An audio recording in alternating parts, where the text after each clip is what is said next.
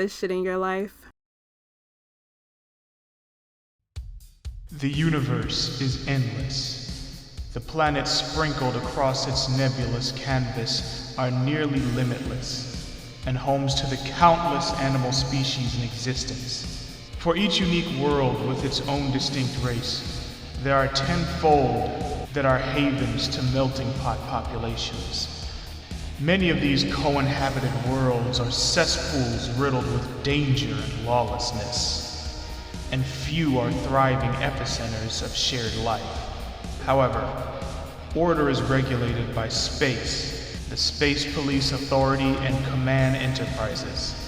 Still, corruption is prevalent in a vast galaxy. Seedy dealings and vice operations are always in high demand. And with that, so is the diverse bounty hunter trade. Where many are swayed by fast money, there is one group of capybara bounty hunters that deal strictly in the currency of honor and attitude above all. They are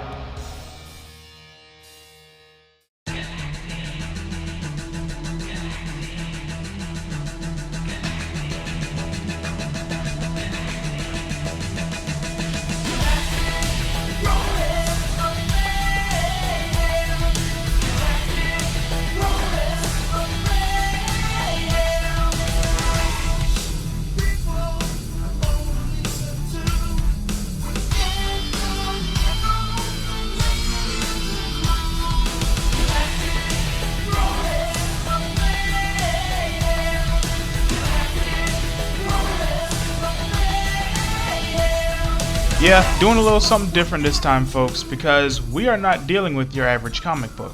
Well, to be fair, I never deal with average comic books. You know me. It's unsigned hype. Anything I talk about here is gonna be that shit, and it's gonna be something that you need in your life. And today is no exception. Today, we're not talking about sexy undead vampire fighters or immortal warriors driven by revenge. Today, we are talking about Galactic Rodents of Mayhem. Written and created by Gilbert Deltrez, aka Gilly Writes Comics, Galactic Rodents of Mayhem is calling upon a trend from a bygone era, one that I was so lucky to have been born and raised in. The era of anthropomorphic kick-ass animals. You've seen them, you've heard of them, from Teenage Mutant Ninja Turtles to Battletoads, biker mice from Mars to street sharks. And Galactic Rodents of Mayhem pays homage to all of them, while retaining its own spirit, flair, and uniqueness. And there are freaking references out the wazoo in this book. But just to break down what we get in the first introductory issue, we meet our heroes, said Galactic Rodents of Mayhem, Bash, Ripple, and Mona Lisa. And tell me them ain't some fire-ass names for some damn capybaras. 2 brothers, 1 sister. You got the big beefy one, you got the cool slick one, and you got the quote-unquote girl one. But don't let the fact that she's a girl fool you. She will whoop your ass just like the dudes. Y'all ever stop and wonder how there almost never any girls on those teams? Except for like Bucky O'Hare. I think they're the only one I can think of from that era that had a woman on the team. Shout out to Jenny. But this one, nope, we got called gender equality because you will equally get your ass kicked by any of these 3 mad lads or lasses. And if they can't whoop your ass for whatever reason, then their kick-ass gunslinging gecko of a father figure named Gangon will. I'm telling you, you have never seen a lizard fuck you up with his tongue the way this guy will, okay? He is quick on the draw, he is quick on the tongue, and he will leave no stone unturned or no head without an extra hole in it if you fuck with his kids.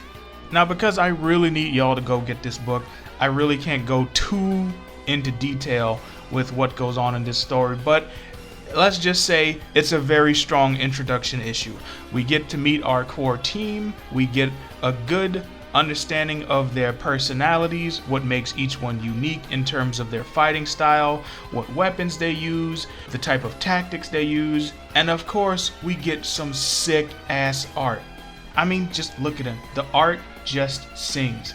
Big shout out to Tiago Barça, sorry if I'm mispronouncing that, who's the colorist, because this is absolutely ridiculous. Just, it makes no sense. Stuff should not be this pretty. Stuff should not be this pretty.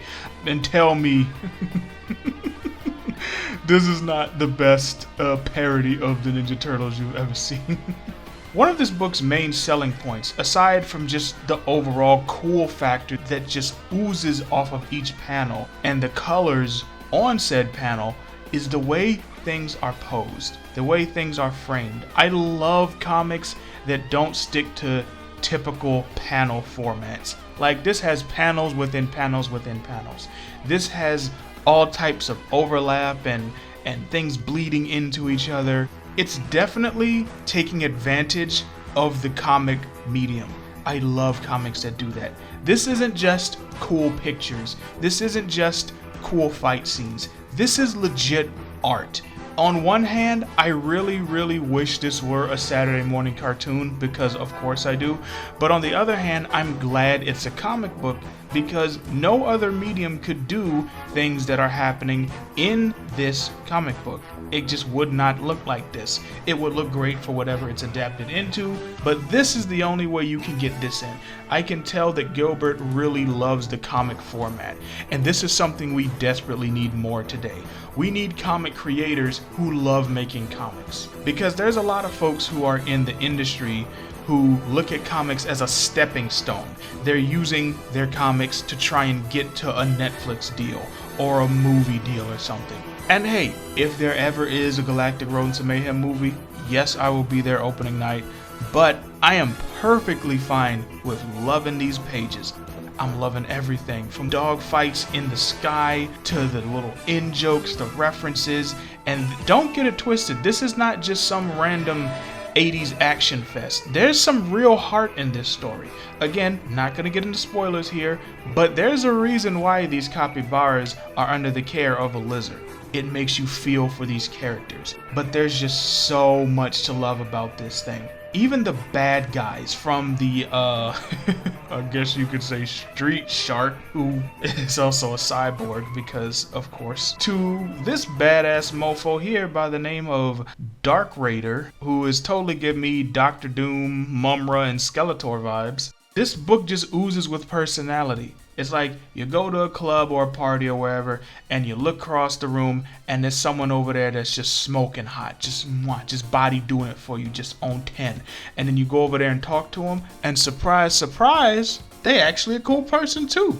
They actually cool to talk to. They have a personality. They have opinions about things in the world. It's the real thing. It's the real thing. This is a pleasant surprise. Not that I was expecting this book to be all surface, but that is something that we do see in some comics that tend to be all style, very little, if any, substance. That's not the case with Galactic Rodents of Mayhem. They're giving you style and substance. They're giving you a bomb body, cute face, and a personality. They're giving you balls to the wall, insane action, and genuine character depth and development and growth and stakes, making you care about this world, making you want to pick up that next issue, which is exactly what I'm going to do and what I hope you're going to do too. So I'm going to close out this episode of Unsigned Hype just by reiterating that the Kickstarter is live. Go in the description, click that link, go get you a copy, because we gonna support the hell out of my boy Gilbert Deltrez, aka Gilly Writes Comics. And that's gonna be all for me today. Thank y'all for watching and listening. Be sure to come back for the next episode of Unsigned Hype while I shed some light on another hidden gem. And until then, I'm Anime and I'll talk to y'all later. Deuces.